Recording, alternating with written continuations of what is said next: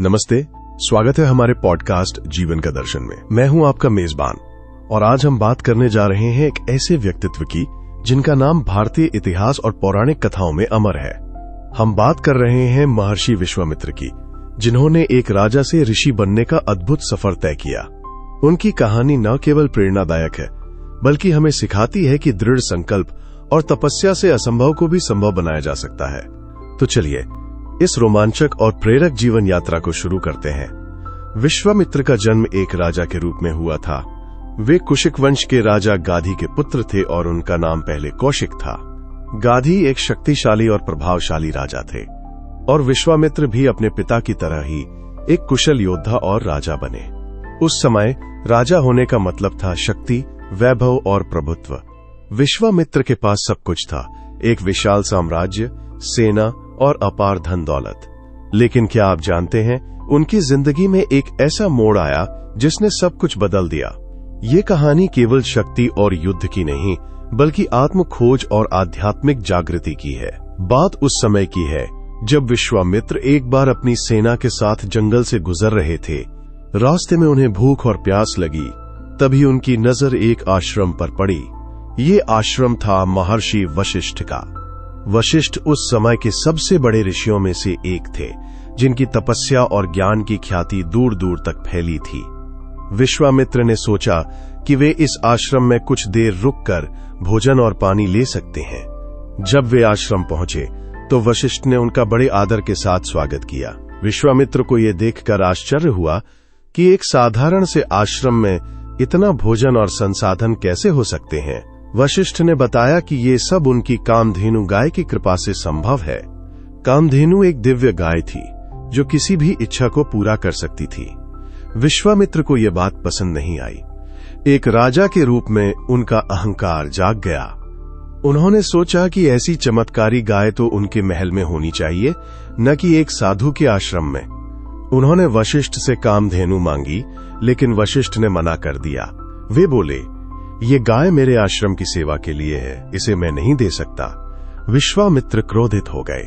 उन्होंने अपनी सेना को आदेश दिया कि कामधेनु को बलपूर्वक ले जाया जाए, लेकिन कामधेनु की शक्ति के आगे उनकी सेना बेबस हो गई। कामधेनु ने अपनी शक्ति से एक विशाल सेना पैदा कर दी, जिसने विश्वामित्र की सेना को परास्त कर दिया। ये हार विश्वामित्र के लिए एक बड़ा झटका थी। उनका अहंकार चूर चूर हो गया।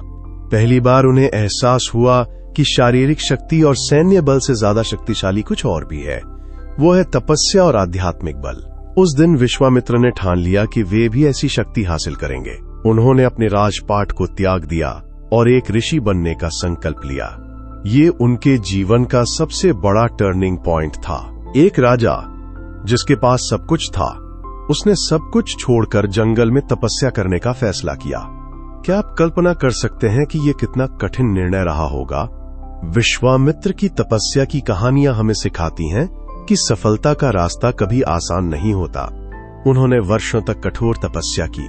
जंगल में रहते हुए बिना भोजन और पानी के वे ध्यान में लीन रहते थे, लेकिन उनकी राह में बाधाएं भी कम नहीं थीं। स्वर्ग के राजा इंद्र को डर था कि विश्वामित्र की तपस्या से उनकी गद्दी खतरे में पड़ सकती है। इसलिए इंद्र ने विश्वामित्र की तपस्या भंग करने के लिए कई बार अप्सराओं को भेजा।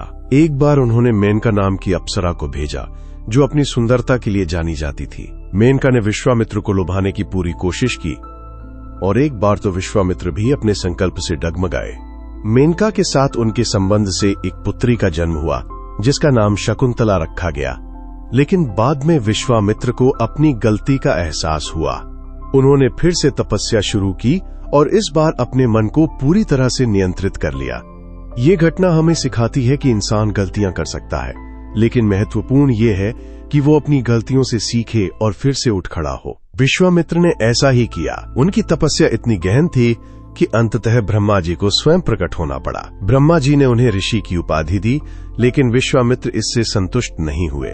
वे ब्रह्मर्षि बनना चाहते थे, जो कि सबसे उच्च आध्यात्मिक स्तर होता है। इसके लिए उन्होंने और भी कठिन तपस्या की। इसी दौरान एक और महत्वपूर्ण घटना हुई जो विश्वामित्र के जीवन का एक और पहलू दर्शाती है। यह घटना थी त्रिशंकु की कहानी।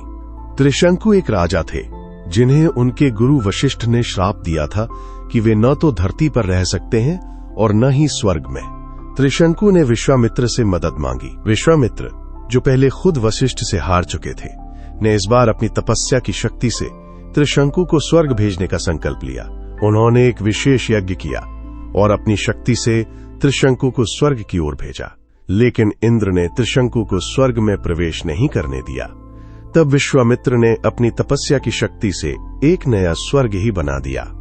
यह घटना विश्वामित्र की शक्ति और दृढ़ संकल्प को दर्शाती है। लेकिन विश्वामित्र का सबसे बड़ा योगदान शायद रामायण में देखने को मिलता है। भगवान राम के गुरु के रूप में विश्वामित्र ने महत्वपूर्ण भूमिका निभाई। जब राम और लक्ष्मण युवा थे, तब विश्वामित्र ने उन्हें अपने साथ जंगल में ले जाकर कई राक्षसों का वध करने में मदद की। उन्होंने राम को कई शक्तिशाली अस्त्र शस्त्रों का ज्ञान दिया। ये विश्वामित्र ही थे जिन्होंने राम को सीता से मिलवाया, जब उन्होंने सीता के स्वयंवर में भाग लेने के लिए उन्हें मिथिला ले गए। विश्वामित्र की शिक्षाओं और मार्गदर्शन ने राम को वो योद्धा बनाया जो बाद में रावण जैसे शक्तिशाली राक्षस का वध कर सका। सोचिए, एक व्यक्ति जो पहले एक राजा था जिसने अहंकार और क्रोध में कई गलतियां की, वही व्यक्ति बाद में इतना महान ऋषि बना कि स्वयं भगवान राम के गुरु बन गए। ये बदलाव हमें सिखाता है कि इंसान की सबसे बड़ी शक्ति उसकी इच्छा शक्ति और आत्म सुधार की क्षमता है। विश्वामित्र ने अपने जीवन में कई बार गलतियां की, लेकिन हर बार उन्होंने खुद को संभाला और एक नई शुरुआत की। विश्वामित्र की एक और खास बात यह है कि वे गायत्री मंत्र के रचयिता माने जाते हैं। गायत्री मंत्र, जो हिंदू धर्म में सबसे पवित्र मंत्रों में से एक है, विश्वामित्र की तपस्या का परिणाम है। इस मंत्र में सूर्यदेव की स्तुति की गई है और ये मंत्र आज भी लाखों लोगों के लिए प्रेरणा और शक्ति का स्रोत है। विश्वामित्र ने इस मंत्र के माध्यम से हमें ये सिखाया कि जीवन में प्रकाश और ज्ञान की खोज सबसे महत्वपूर्ण है।